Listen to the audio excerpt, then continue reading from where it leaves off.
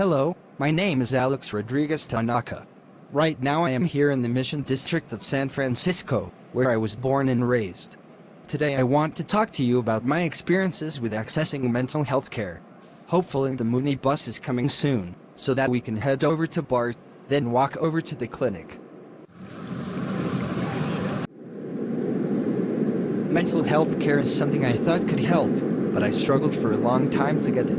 Even when I was able to commute all the way to the clinic, afford insurance and the copay to see a counselor, as well as fighting the stigma of seeking mental health care from my family, oftentimes the counselors I met with did not understand the underlying structural or cultural factors that made seeking or accessing this kind of care more difficult for me, and in turn making me feel like my negative experiences were just my fault.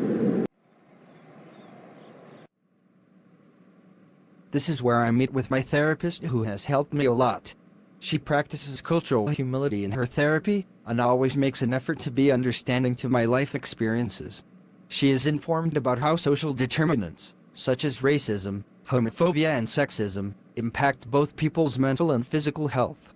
Many if not all of the therapists me and other friends in my communities have met in the past have not exercised these practices in therapy, and honestly that was a huge barrier in our overall healing and path to better health. Hi, my name is Cassandra Alvarez.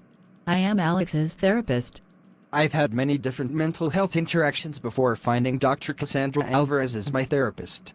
She made our sessions a safe place for me, and also made me feel like my multifaceted identity was recognized and accepted.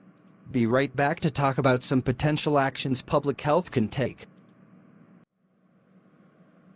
I can't pinpoint the exact moment my anxiety began affecting my life, but I know it has been an overwhelming feeling since I was at least 16. Talking about these internal fears has always been hard for me and my family. My father is traditional in that way. I suppressed my anxiety and hoped that the tightness in chest and the encompassing feeling of stress and fear would fade away.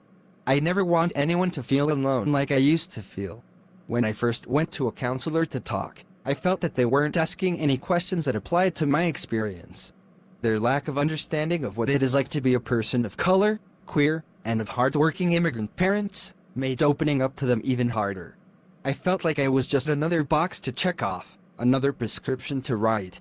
What I really needed was a professional who had the knowledge and know-how of a therapist, with compassion and personal connection to any of my intersecting identities.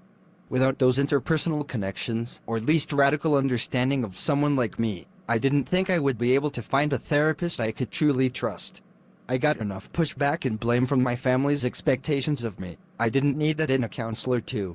It took a long time, but through a tough search and my justified pickiness, I found a counselor who practiced compassion and the structural, radical understanding I was looking for.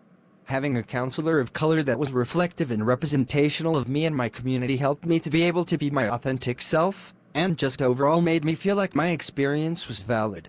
When I get the chance to see her, I know I won't have to spend time explaining to her why heightened police presence in my neighborhood is a threat to my safety, not a protection to it.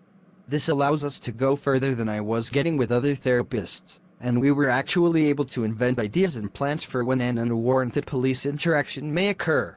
She is an advocate for community organization and support, and was also able to refer me to a doctor for my blood pressure issues as well, who is another person of color in the medical field that she assured me wouldn't invalidate my experiences. We need to ensure that mental health care professionals have cultural humility to attempt the best possible care for the community they are serving. You may be wondering, how do we get more therapists like Cassandra Alvarez? I believe that having therapists go to interactive seminars that encourage practicing cultural humility in therapy could be a start. In addition to this, outreach to youth with marginalized identities who are interested in psychology could create a therapist workforce that is far more diverse and far better at serving marginalized communities.